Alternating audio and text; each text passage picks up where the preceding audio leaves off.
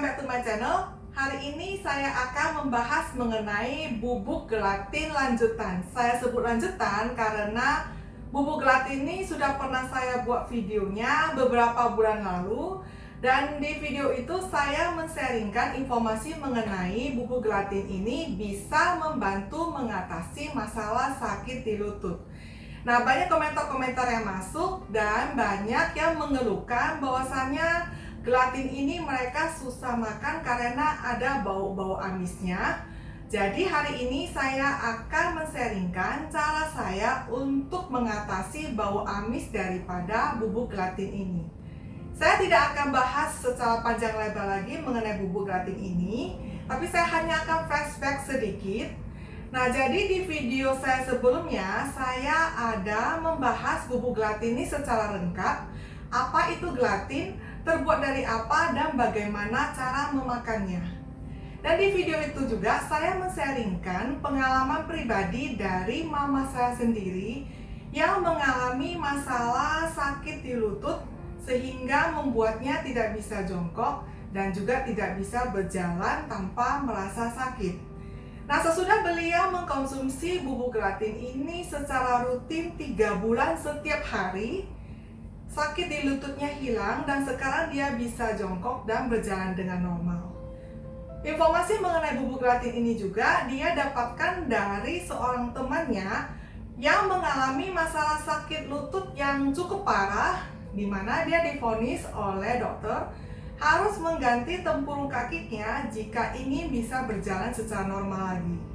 Karena dia sudah tua dan takut menjalankan operasi, akhirnya dia mencoba mengkonsumsi bubuk gelatin ini dan ternyata sesudah dia coba konsumsi, akhirnya tempurung kakinya tidak jadi diganti dan dia sekarang sudah bisa berjalan dengan normal. Baik mama saya maupun temannya sampai sekarang masih mengkonsumsi bubuk gelatin itu. Jadi bagi Anda yang belum menonton dan ingin mengetahui kisah lengkapnya, bisa Anda nonton dengan klik link di atas dan akan saya bagikan juga di akhir video.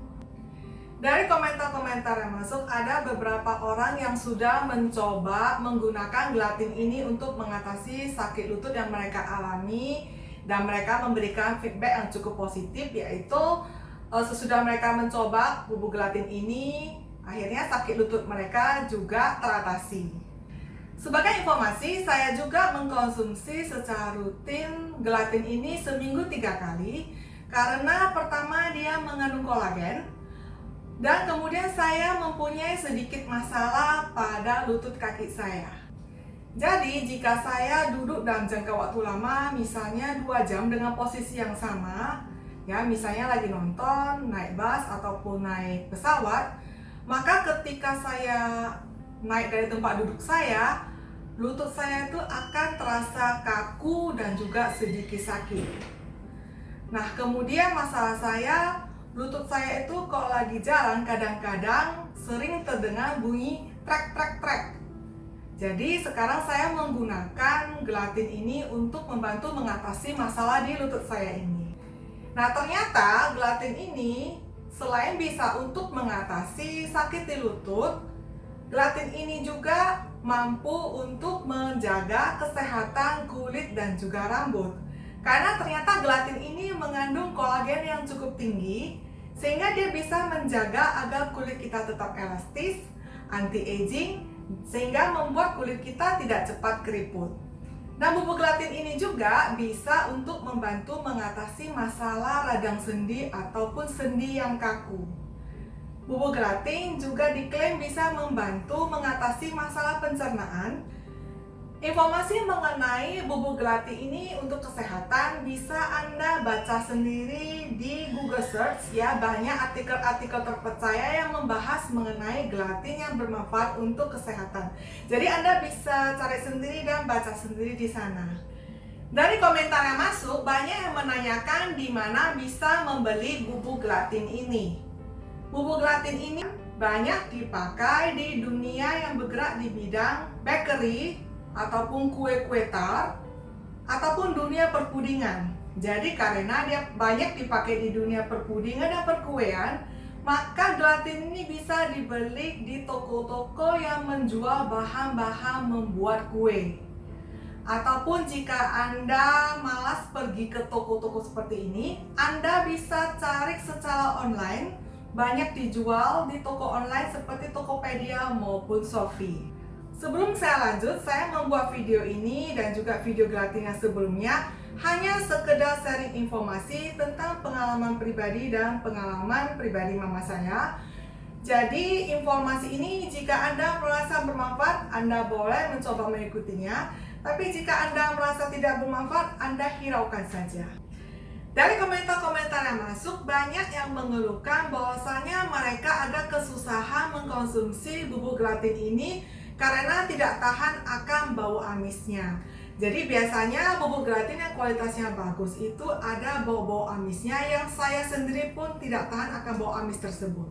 So, hari ini saya akan membagikan 3 cara atau 3 varian yang sering saya pakai untuk mengatasi ataupun menghilangkan bau amis daripada gelatin ini sehingga bisa dimakan dengan nyaman. Varian pertama yang akan saya buat untuk menghilangkan amis daripada bubuk gelatin ini, saya akan memakai bunga krisan.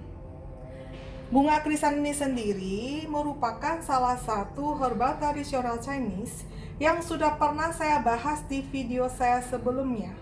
Bunga krisan ini adalah bunga yang dipakai terutama untuk kesehatan mata. Jadi bagi Anda yang ingin matanya terang terus, sering-seringlah minum rebusan air bunga krisan ini.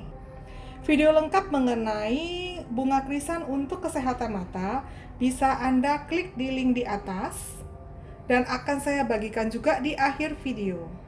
Jadi bunga krisan yang saya pakai hari ini lebih kurang 5 gram. Bunga krisan ini akan saya didihkan saja dengan air lebih kurang 300 ml.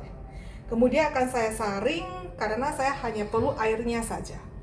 Bubuk gelatin yang akan saya pakai untuk semua varian adalah 10 gram. Dan saya hari ini untuk semua varian tidak menggunakan gula, tapi sebagai pemanis saya menggantinya dengan madu murni.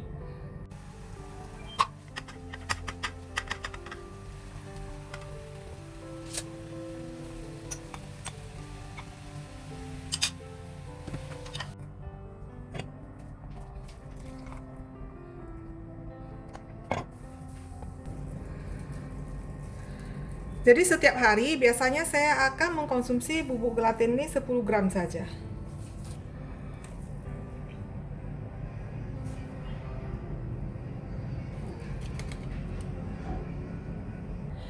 Ada satu hal yang perlu diingat, bubuk gelatin itu tidak boleh dimasak ya, karena kalau bubuk gelatin terkena suhu yang terlalu panas, gelatin itu bisa rusak. Jadi biasanya saya akan seduh dengan air yang tidak terlalu panas. Selanjutnya bubuk gelatin ini kita larutkan semua ke dalam air rebusan bunga krisan tadi.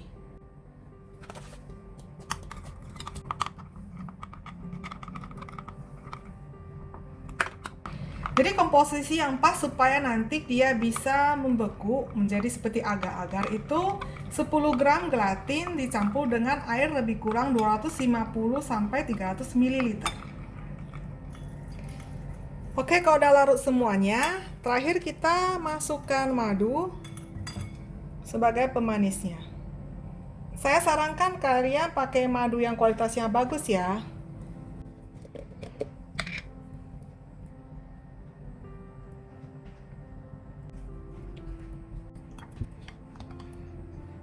Oke, jadi varian yang pertama udah jadi. Nah, ini biasanya akan saya masukkan ke dalam kulkas ya. Saya akan biarkan dia dingin dan membentuk seperti agar-agar nantinya. Dan biasanya saya buatnya itu malam hari. Jadi kalau besok pagi pas sarapan saya bisa langsung menikmati gelatin ini. Selanjutnya saya akan membagikan resep varian kedua dan ketiga untuk menghilangkan amis gelatin. Nah, varian kedua dan ketiga ini saya akan memakai buah-buahan. Varian kedua saya akan memakai buah apel. Varian ketiga saya akan memakai buah jeruk. Baik buah apel maupun jeruk ini saya hanya akan ambil airnya saja. Jadi saya akan jus dulu.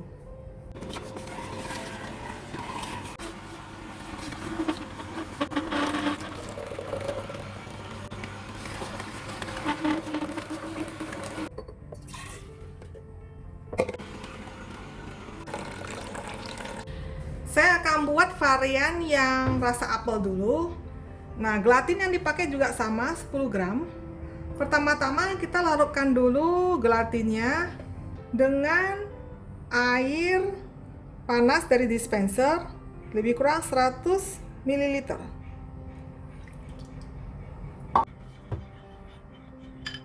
Oke, kalau udah larut semuanya, kita masukkan jus apel yang kita buat sebanyak 200 ml.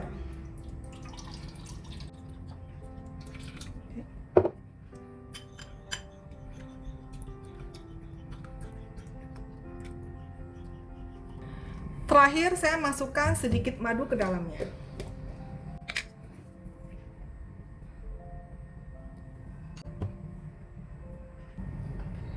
Oke, sudah jadi. Ini kita tinggal masukkan ke dalam kulkas. Kita biarkan aja sampai dia membeku seperti agar-agar. Varian terakhir yang saya buat hari ini adalah yang varian jeruk. Caranya sama dengan varian yang apel tadi. Jadi pertama larutkan dulu gelatinnya dengan air panas dari dispenser Raja Cukup.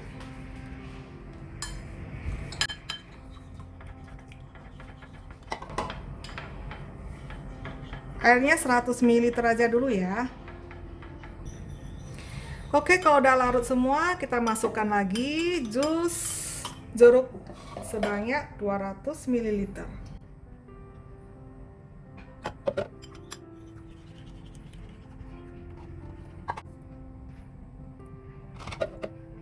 Nah, sama ini juga kita tinggal masukkan dalam kulkas, biarkan dia beku menjadi seperti agar-agar.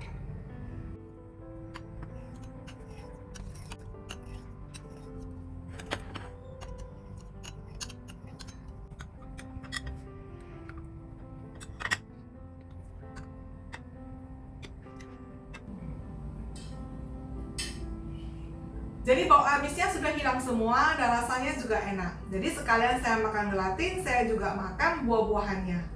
Anda juga bisa eksperimen dengan buah-buahan lain sesuai dengan selera Anda. Namun bagi Anda yang tidak merasa terganggu dengan bau amis daripada gelatin, maka Anda tidak perlu menambahkan bahan-bahan lainnya. Oke, sekian dulu informasi dan sharing saya hari ini. Semoga informasi ini bermanfaat dan tolong share video ini sebanyak-banyaknya ya. See you!